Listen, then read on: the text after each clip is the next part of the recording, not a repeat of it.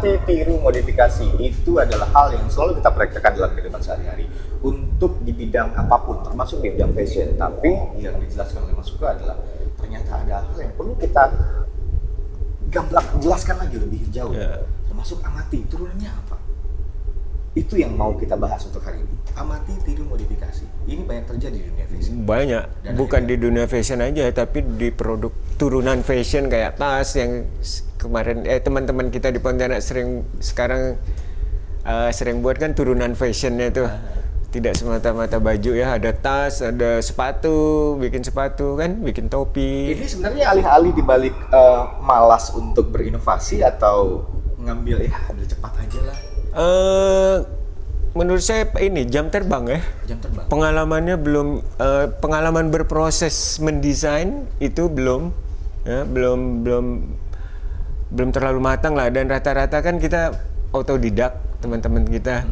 Nah jadi lihat misalnya nih, rok batik itu bagus ya, coba kita terapkan di tenun, plek sama, padahal karakternya beda gitu kan, karakter batik sama karakter tenun kan beda gitu. Nah hal-hal kayak gini kan harus dipelajari terus. Jadi jam terbang menurut saya, Jam terbang berpengaruh sangat besar. berlatih sendiri gitu loh. Oke, untuk menemukan bahwa jati diri seorang fashion designer Ya. ini loh. Kalau misalnya menyebut Mas Suka, saya ingatnya adalah tenun. Ya.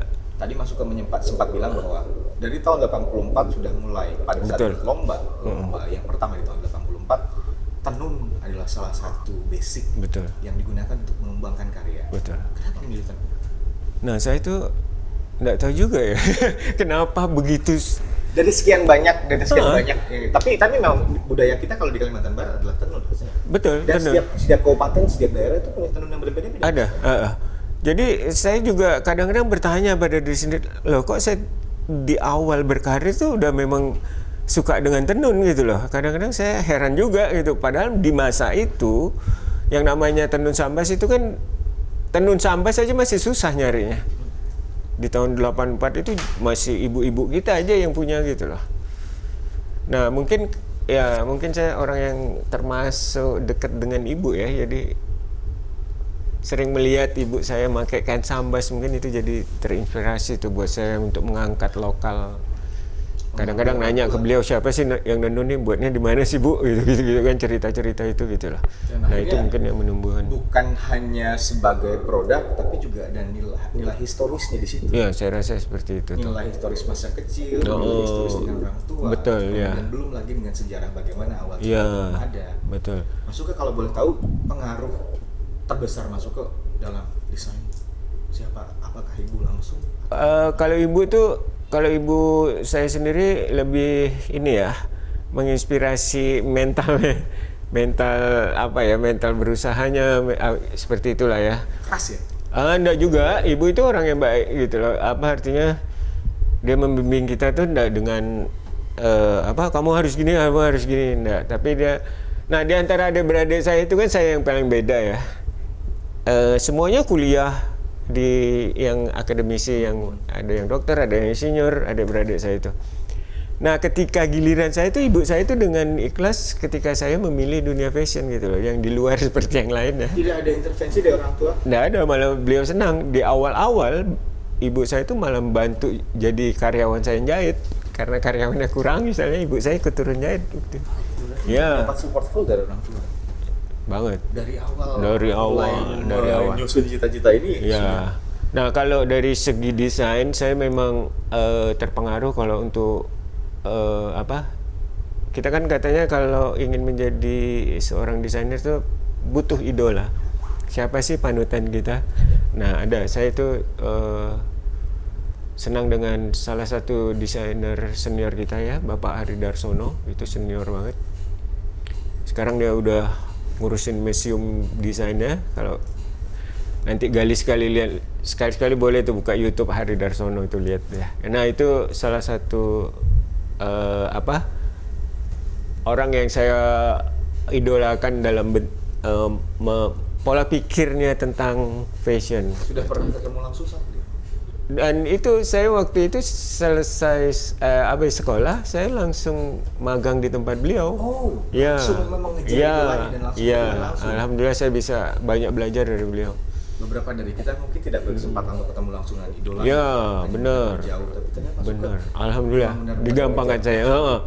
Oke, Mas Uga, tadi kita membahas soal masalah tren organik Ya. juga by design. Tadi secara Mas Uga mengatakan bahwa hampir semua tren yang terlihat organik juga by design itu terlihat organik. Ya.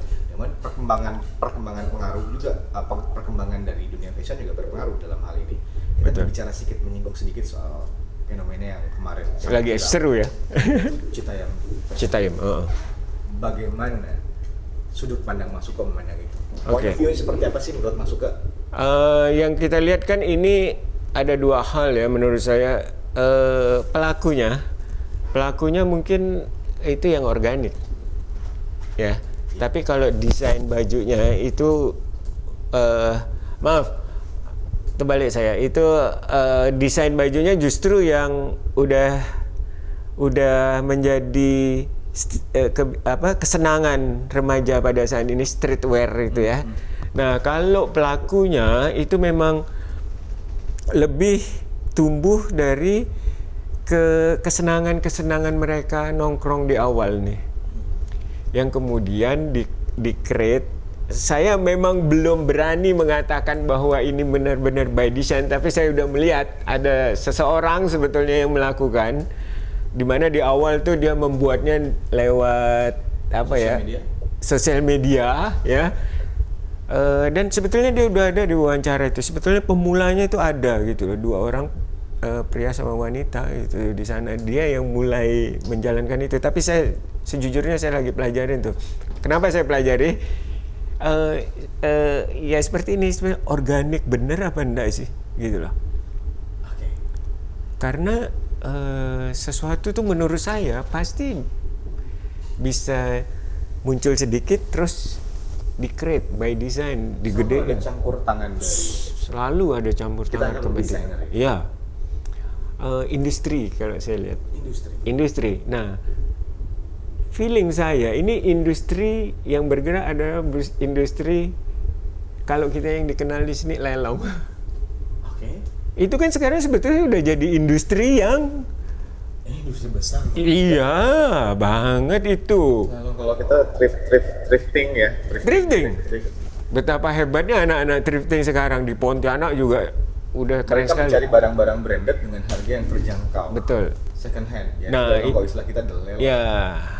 Nah, menurut saya ini nih yang lagi berperan nih, karena anak-anak sekarang suka dengan produk-produk yang branded tapi dengan harga murah.